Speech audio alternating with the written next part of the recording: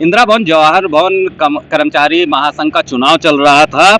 एक नई चीज यहाँ देखने को मिली कि काफी लंबे समय से सतीश जी लगातार अध्यक्ष पद पर विजयी होते रहे। इस बार तो और भी खास है क्योंकि निर्विरोध निर्वाचित हुए हैं। सतीश जी हमारे साथ हैं, उनसे बात करते हैं। सतीश जी, सबसे पहले तो बहुत बहुत बधाई आपको अध्यक्ष पद पर एक बार और चुने जाने के लिए। धन्यवाद सर।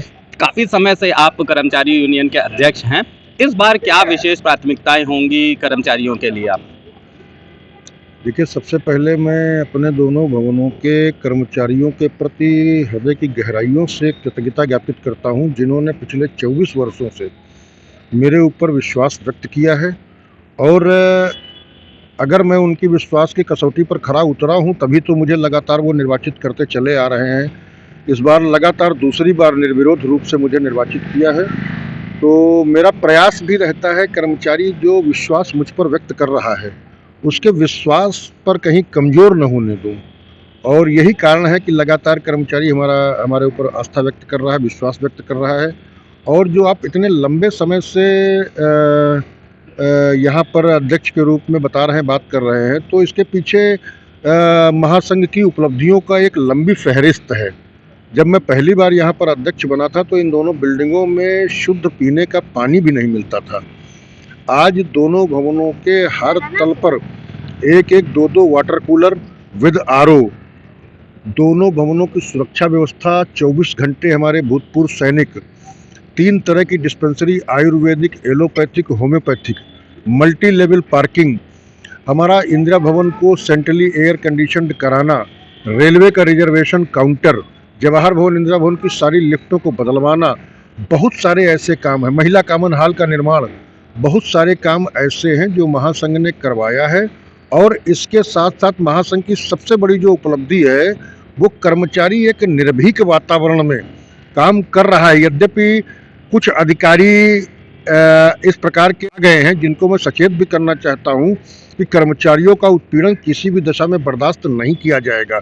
मेरे पास कुछ शिकायतें आ रही हैं, शीघ्र ही उन अधिकारियों से मिल करके मैं उनसे निवेदन करूंगा, और अगर निवेदन की बात नहीं मानते तो उनके विरुद्ध संघर्ष करके भी मैं अपने कर्मचारियों के हितों की रक्षा करूंगा। जी सर, अगर बात करें आउटसोर्सिंग और संविदा कर्मचारी की, उनकी कई समस्याएं, उनको लेकर के क्या प्राथमिकताएं होंगी इस कार्यकाल में?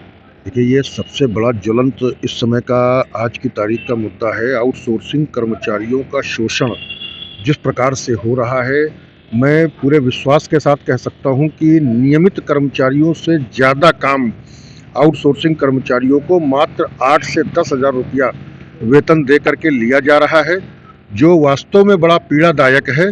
और उनका इस प्रकार से शोषण, हालांकि अभी हमारी प्रदेश सरकार ने, माननीय मुख्यमंत्री जी ने सदन में उनके लिए, उनकी सुविधाओं के लिए एक आउटसोर्सिंग निगम की भी घोषणा करी है, उनके वेतन भी बढ़ोतरी की घोषणा करी है।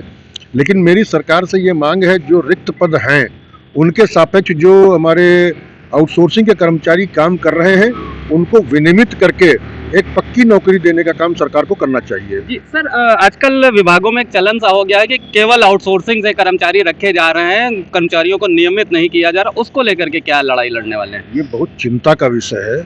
निश्चित रूप से ये गंभीर समस्या है। आने वाले समय में मुझे तो ऐसा लगता है, जिस प्रकार से चल रहा है उस हिसाब से आगे आने वाले समय में तो नियमित कर्मचारियों की संख्या शून्य हो जाएगी और केवल आउटसोर्सिंग के ही कर्मचारी काम करेंगे।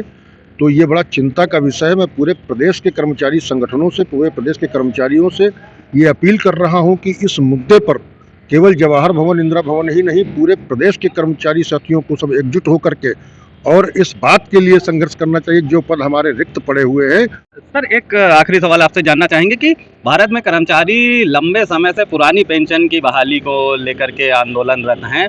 इंदिरा भवन जवाहर भवन कर्मचारी महासंघ का क्या इसमें रोल रहेगा और पुरानी पेंशन को किस तरह देखते हैं? कितनी आवश्यक है ये कर्मचारियों के लिए? पुरानी पेंशन बहाली करने का मुद्दा बहुत ही गंभीर मुद्दा है और इस पर केवल जवाहर भवन, इंदिरा भवन नहीं, पूरे देश के कर्मचारी आंदोलित हैं। और जब जब कोई बड़ा आंदोलन हुआ उसमें जवाहर भवन, इंदिरा भवन कर्मचारी महासंघ ने सक्रियता से अपनी भूमिका का निर्वहन किया है। लेकिन सरकार, चाहे वो केंद्र की सरकार हो या प्रदेश की सरकार हो, वो किसी भी प्रकार से टस से मस नहीं हो रहे हैं। उसमें संशोधन की बात जरूर करते हैं कि नहीं, हम कभी बताते हैं कि हम यूपीएस ला देंगे, कभी बताते हैं कुछ ला देंगे, लेकिन इन सबसे कर्मचारियों का भला नहीं होने वाला है। हमारी मांग यथावत है और संघर्ष यथावत जारी रहेगा जब तक हमारी पुरानी पेंशन बहाल नहीं हो जाती। धन्यवाद सर। तो हमने बात करी सतीश पांडे जी से, जो नवनिर्वाचित अध्यक्ष हैं इंदिरा भवन जवाहर भवन कर्मचारी महासंघ से। उन्होंने हमसे बात करते हुए साफ तौर पर कहा कि वो लंबे समय से कर्मचारियों का नेतृत्व कर रहे हैं, कर्मचारियों की सभी समस्याओं को लेकर वो लगातार संघर्ष करते रहते हैं, इसीलिए कर्मचारियों ने लगातार 13 वर्षों से उनको अध्यक्ष चुना है। पिछले 2 बार से चुनाव की खासियत ये रही कि निर्विरोध निर्वाचित हुए, तो आप समझ सकते हैं कि कर्मचारियों का इन पर कितना भरोसा है। इसके साथ साथ अपनी प्राथमिकताओं के विषय में बताते हुए उन्होंने कहा कि संविदा तथा आउटसोर्सिंग कर्मचारियों के विनियमितीकरण की समस्या को लेकर के वो लगातार संघर्षरत हैं। आगे भी वो इन सब चीज़ों को लेकर के अधिकारियों और सरकार तक अपनी बात पहुंचाएंगे और सबके विनियमितीकरण की मांग लगातार वो कर रहे हैं। साथ ही साथ उन्होंने बड़े मुद्दे पुरानी पेंशन बहाली को लेकर भी अपनी साफ तौर पर राय जाहिर कर दी कि हमको किसी और स्कीम से कोई मतलब नहीं, हमें ओल्ड पेंशन स्कीम ही चाहिए और पुरानी पेंशन स्कीम ही कर्मचारियों का भविष्य सुनिश्चित कर सकती है। वीडियो जर्नलिस्ट अखिलेश सिंह के साथ संतोष कुमार, भूमि टीवी, लखनऊ।